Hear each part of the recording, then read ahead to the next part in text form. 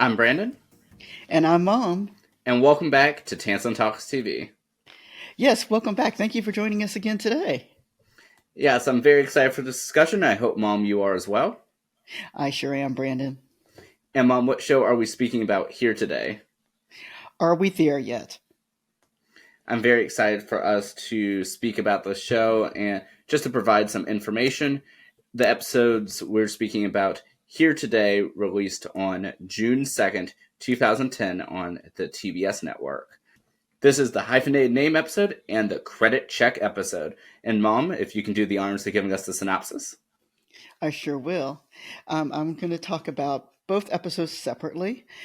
First of all, just for a quick synopsis, on the first episode, Nick and Suzanne, who are a newly married couple, are adjusting to married life and disagree about their last name. So that's the essence of the first episode. The essence of the second episode that we're going to talk about is that Nick wants to buy a car and finds out later that Suzanne owes $15,000 in student loans. How do you forget that you owe $15,000? I, that is a good question, Brad. I don't know how you forget about that. Yeah, well, Mom, if you can do the honors of providing us the top 10 of what you think we can take away from these episodes. All right, Brandon, kind of like we talked about a little bit, and as we did for our holiday episodes, what I'm doing for this particular episode for the top 10 is what did I learn about the show itself and just my thoughts about what I think the show will be about. And so, number one, Nick and Suzanne, who are the married couple, we've discovered that they have been married for 6 months. Um, Suzanne has two children, Kevin and Lindsay. Lindsay is the older child, and Kevin, of course, is the younger child. And Nick would be the stepfather to both of these children. Um, Ice Cube plays Uncle Terrence, which is Suzanne's brother. He's the older brother, and he's a little mysterious. And so, just the fact that they bring him up quite a few times on the first two episodes makes me think that this is going to be an important character. Um, Everyone decides to hyphenate their last name. This was brought up so often in that first episode that I figured that this must show up in other episodes and have some sort of an impact. So I've decided that important thing that I learned about this particular episode is that everyone decides to hyphenate their last name to Kingston Person. Um, we know Nick's mother is introduced in this and within the first episode, and we understand that she seems to be a meddling mother. So at this time, if I remember correctly, her name was not given, or at least the version we saw, her name was not given. Um, we know that Suzanne has her own business. They were alluded to believe that it's an event planning business with her good friend, although implied, her good friend Gigi is who she's working with. We learn that video games are really important because it is brought up on both episodes. We notice that that Nick has a good friend, and his name is Martin. Um, we notice that Suzanne is divorced from Frank, which is her ex husband. And so I guess just the fact that they established that there is an ex husband here is important to note, and that they have financial problems, and he was not supportive of Suzanne. And then number 10, Brandon, we notice that because they are newly married, based off this episode, off these two episodes, Nick still feels like an outsider, and he's doing his best to try to be close with his new children. He even asked them to call him dad. He is adjusting along with the kids. They are adjusting to their new life together. They just say that they have not had a honeymoon yet, and they just moved into this particular house together. And so, Brandon, based upon the first two episodes that we saw, this is what I kind of predict or what I think are the basis of the future episodes to come and things that I think are important. And I know that when we talk about things that are kind of important, there's also some analysis that goes along with it. So, Brandon, I don't know if you wanted to analyze what some of this information may possibly mean. Well, first of all, thank you so much, Mom. Oh, you're welcome, Brandon. Yes, and as you were just mentioning, these episodes really do, you know, somewhat follow the criteria that a lot of times we see in premiere episodes, but they also differ at the same time. And so, typically for premiere episodes for series, you often see a lot of overt name dropping and random exposition, but here you don't really get a lot of that. Instead, you're thrown right into the plot as if we'd been watching the series for weeks now. And so we do know that and we do know that at this point, Nick and Suzanne have been married for 6 months, as you mentioned, and that they are still getting adjusted to being a singular family. But in the same regard, we get very little additional characterization within these episodes that you usually see in first episodes with full names being used and random character traits being dropped. But instead, we just get a very fluid experience through these episodes. And yes, you did mention Ice Cube playing Uncle Terrence, and so this series is based off of a 2005 film series called "Are We There Yet?", which starred Ice Cube as Nick in that series, in that movie series. And while this is not really continuing from it, it is nice to see Ice Cube in a different sort of role alongside his producer role in this series. Yes, it is, Brandon. It is. And you did a great job of giving an analysis. We talked about, just in some discussion, we talked a little bit about the fact that we don't know a lot about the characters at this time period. We know actually very little. They've established enough just to know that there was a grandmother, there was a best friend on each side, and the children. We know the children are adjusting, but in particular, the Nick is adjusting. But that's all we kind of know. We're thrown straight into just kind of plot at that point.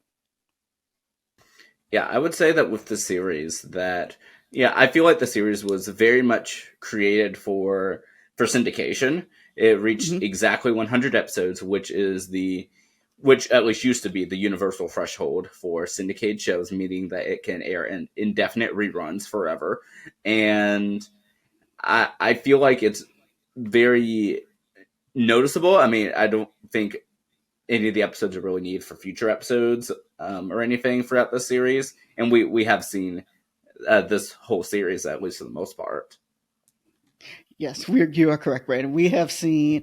I think we watched together, and then I think we've watched separately, where we've seen every episode. I think multiple times. Yes, and so the series aired from 2010 to 2013. I said 100 exact episodes on the TBS network and or channel rather, and we didn't start watching until at least a year after it went off. But we thought it was kind of dated back then. Yeah, we did. We thought it was dated back then, but I will say overall, I thought the series, or I think the series, they did a nice job. I thought it kind of like what you said. It looked like it was made for syndication, so that you're able to binge it and kind of go straight through. Yeah, I would say that a lot of shows, like I said, you have a noticeable first episode where it's like, oh, here we are again, with all of the random exposition and plot and characters, but you don't really get that here. And I'm sure it made it difficult for you to even come up with, how to even lay out this episode. It was, especially since, for example, with the mom, with Nick's mother, me knowing her name, and but they don't mention it, or at least, like I said, in the version we saw, her name was not mentioned in the particular episode, nor was the relationship really kind of established between what Suzanne does. You can kind of make some assumptions based upon what we're seeing, and how Gigi's role is in it. But we learn later that they do work together and they really are good friends. And I think, no, I said, I think, in fact, if I remember correctly, they don't even say what Nick does. It becomes prominent later, but at this point in time, we don't quite know what Nick does. Yeah, as of right now, we only know that Nick does his work in the garage doing something, and it seems like he does something techie, but again, that's just only assuming. It feels almost like diving right into like episode 7 of a series and trying to figure it out from there. Yeah. Yep, that's true too. That's true too.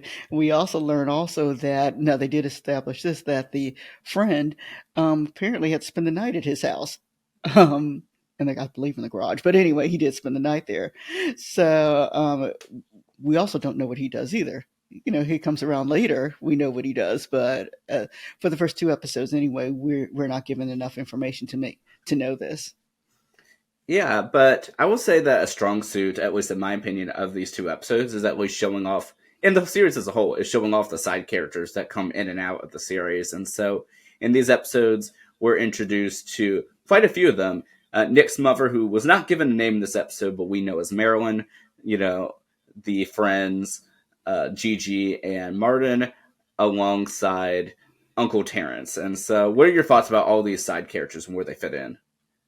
Well, since if I'm able to speak a little bit about watching more of the episodes, I know that there are a lot of side characters in this particular show, that series that are just funny. I mean, in the episode where he got the car loan, the guy who gives the car loan, he himself is just as funny as ever, and so it is fun to watch these side characters and how these side characters, in some point in time, actually kind of make the episode, because I remember some of the side characters more so sometimes than the plot itself, just because the side characters were funny. Ice Cube, being Uncle Terrence, he is just mysterious, and they have let him be mysterious throughout the whole series, and it's very nice. The father of the children is introduced later, and so he stands out also. And so I just think it's they just do a nice a job of establishing these extra characters. Yes, I definitely believe that they do a great job with that as well. And later in the series, too, some of the side characters are people who used to be famous for their own sitcoms, too. And so it's kind of fun to see, in my opinion, like the little Easter eggs that they throw in there. Yes, yes, very true. Also, Yeah, and as I know we were very excited to speak about this series, since a series that we have enjoyed and we've seen numerous of these episodes several times over the years. And what were your thoughts looking back at like the technology used in this episode? Like we see like Lindsay's cell phone and the Nintendo Wii and some other technologies throughout these 2 episodes. yeah, technology plays an important role in this particular show, and it's just interesting to see how far we've gotten with technology. Just watching Lizzie on her phone, and what Lindsay's phone can and cannot do is kind of fun to watch. I think Lindsay's phone is very advanced as sometimes when I watch it, um, but at the same time, to see how things have come around. It's actually fun to watch. The interaction between Kevin, and while he's playing video games, as I mentioned, it does take a prominent effect in a lot of these episodes. And so, watching Kevin's interaction with video and things like that, is just it's interesting to see how things have changed. Definitely. And I mentioned a little bit earlier that, this series is indeed based off of a movie series with the same name that had 2 movies. And we've seen both the movies, although after watching the show. And so if you remember the movies, like what were your thoughts about the show in relation to the movies? Oh, Brandon, you asked me a question that I don't know. Um, well, for our listening audience to know that I don't remember movies as well as I do TV shows. So it has been a long, long time since I've seen the movies. I remember laughing, at least with movie number one. I remember laughing with it. I do not remember details. So, Brandon, I'm going to give this back to you. What are your thoughts on the differences? Yeah, I mean, because we were already familiar with the show, I I definitely preferred the show to the movies, but I will say that the movies, I think, like set up like a good premise to make a show off of, if that makes any Hmm. sense. But yeah, I really prefer the show. I mean, more so because we're familiar with it, and truly how I think every episode of the series can stand on its own. But in the same regard, I think you add a little bit of fun context to it if you do watch it in order. But like I said, I truly think because it can stand on its own, that I think it makes the show a little bit more unique because you don't have to have watched. You don't really have to watch any episodes of the series to really get a laugh out of many of these episodes. I mean, as we discussed about this first episode, you don't even get first episode stuff, so really it's just like any other episode. Yep, yeah, very true. And even some of the timeliness of the episode, I think, with the last name thing, which I think is kind of interesting, but which is so common now that, but at the same time, you're still able to giggle and laugh about it. Yeah, and I think it's important to note too in this is that one of the parts about this, and it's brought up in a later episode of this series too, is that with the whole family taking the last name of Kingston Persons, is that Kingston is not Suzanne's maiden name, but rather her former married name. Yes, yes. And that is brought up, I think, several times in the show that she kind of brought them both together, but at the same time, I think that she wanted to match her kids, and I thought that was interesting that at the end, when Nick at the end of this episode decides that he will also take the last name, as that he just said he want the whole family to have the same name. Yeah, and what were your thoughts overall about Nick apparently being oblivious to the fact that he didn't know that his wife didn't have, the same last name, and not necessarily that, but rather the children, because he seems to have completely forgotten about their existence at this point. By the end of the episode, other than that, Lindsay ending the episode with, Lindsay Kingston Persons. I like that. Yeah. Well, I thought the first episode was kind of interesting because as they were establishing themselves, one of the first things that they kind of mentioned was breakfast, and the kids were eating breakfast there, and Suzanne had cooked him breakfast, and he couldn't find it because the kids kind of hid the breakfast for him. But anyway, regardless of that, he was going to eat the cereal, and both kids looked at him and said, "Don't eat that." And he said, "Why not?" And they made the comment, "Well, that's mom's favorite cereal and you shouldn't eat it." Well, after being married for 6 months, I would think that he would know that this is mom's favorite cereal and he shouldn't eat it. So there are some things on there that are kind of oblivious. And so if they had just said they've been married maybe 2 months, it would have been like, oh, okay. But they've been married 6 months and he didn't know what her favorite cereal was. That I thought was kind of an odd thing not to know. Um, but, like I said, overall, just speaking about the series itself, it was just a fun watch. Yes, I definitely have always looked forward to rewatching the episodes, and I know that there's been on occasions that we have watched it on repeat. I mean, there were even online channels devoted to just showing these episodes 24/7. Yes, yes, and we have binged. Yeah. Yeah. So, is there anything else that you want to add to this discussion? Well, the only thing I want to talk about is the TV theme song because I'm highly disappointed that it wasn't long. They do have a theme song. It is very, very short. It just says, "Are we there yet?" And they kind of sit down on a sofa or do some dance, something like that. But and so overall for a theme, it is catchy. The one-liner. Um, they could have had a longer theme, and I'd have been much more happier.